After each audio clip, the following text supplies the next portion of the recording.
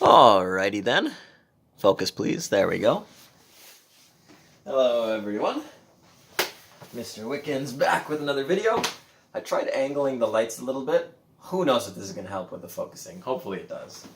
I think the problem was that the lights were hitting the whiteboard and coming right back, but it seems like I have quite a bit of a shadow now, so we'll see. Still so low budget, but what can I do? I know what Mitchell will say. Get a microphone. Get a better lighting setup. Whatever. Eventually. It takes time. So, let's look at the volume of cylinders. That's what we're going to do. We're going to find the volume of a cylinder. So, I'm going to go over that. Wow. This may be... I think I screwed it up. But that was almost the best cylinder I've ever drawn. So, we have... I'm going to pull some numbers off the top of my head. Let's choose 7 centimeters right there. And let's choose a radius of 3 centimeters. For some reason, I feel like I've been using the number 3 quite a bit. Let's choose a number 2. So, we have a radius of 2 centimeters and a height, that's the height, of 7 centimeters. Now, like with any prism, like with any prism-like object, we're going to find the area of that top piece or bottom piece and multiply it by the height. Think about it kind of filling up the object. And I realized in the previous video, I think I called this like the top face. I think I talked about its volume.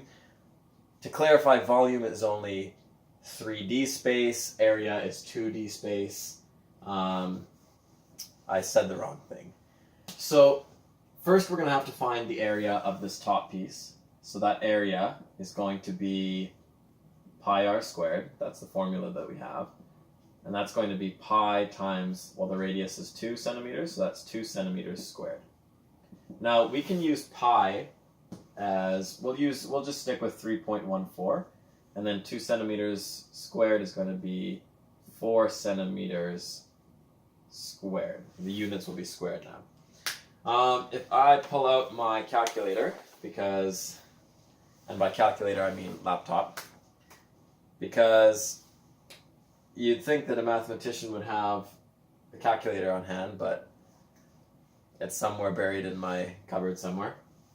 While I'm waiting for this to turn on, because I didn't plan this very well, what we're going to do is we're going to, why don't we think about, I was going to say surface area, but it turned on really quick. So, let me pull up a calculator. We're going to do 3.14 multiplied by 4. And that's going to give me 12.56. 12.56 centimeters squared. So that is the area of, that's going to give us the area of the circle on top. All we have to do now is multiply it by the height. So the volume is going to be the area of that top circle. I'm using this notation, area of the circle, multiplied by the height. And that's going to be 12.56 centimeters squared multiplied by 7 centimeters, like that. And that is going to give us 70 plus 14, that's going to be 84 point, when I multiply that, my guess is it's going to be like 7, that's my guess. 87.92 centimeters cubed. Let's see if I'm right.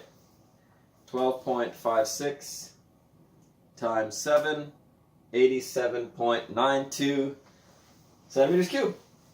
Yep, that's it. So, let's see how much time I have. How long have I been going? I've been going for, okay, well, 4 minutes. We'll make that a shorter video, because I'm trying not to make them too long. So there you go. Volume of a cylinder.